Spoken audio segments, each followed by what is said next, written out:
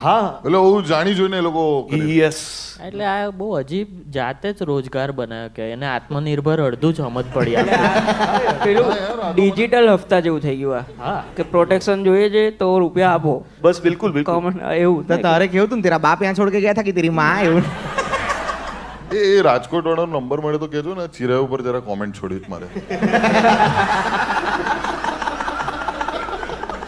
ભાઈ મારું તો એવું ચાલી રહ્યું છે ને આજકાલ કે એના લીધે કદાચ વ્યૂઝ આવશે.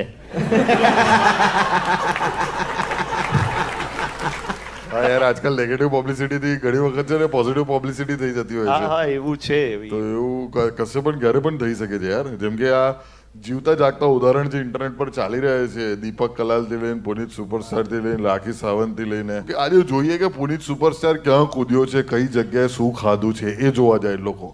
લોકો કાદવ સૂકવી નથી રહ્યા કે કદાચ પેલો પરમ દિવસે આવવાનો હોય તો. ગુજરાતમાં પણ ઘણા બધા એવા કોન્ટેન્ટ ક્રિએટર છે કે જે લોકો લાઈવ શો કરીને કંઈ પણ બોલે છે અને કંઈ પણ પ્રકારના એ અમારી વાત આવી ના કરો તો અમારે નહીં તો છે ને 4 બુકમાં શોના રિવ્યુ લખી દઈશું અમે.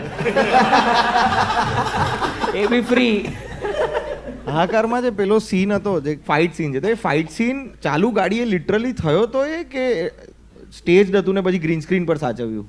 ના ના ના ના ના ચાલુ ગાડીમાં એ શૂટ કર્યો છે ને એમાં પણ હ્યુમરસ મારામારી કરવાની અરે છે. હ્યુમર પેલો હેમાંગ ઉછળીને પાછળ મારવા માટે જાય છે, માઇકલ ને એક બીજો છે તે પાછળ ઝઘડી રહ્યા છે. હેમાંગ તો પેલો જે ડ્રાઈવ કરે છે ને તેની ઢગરી એના મોઢા પર આવી ગઈ છે 2 થી 3 વાર.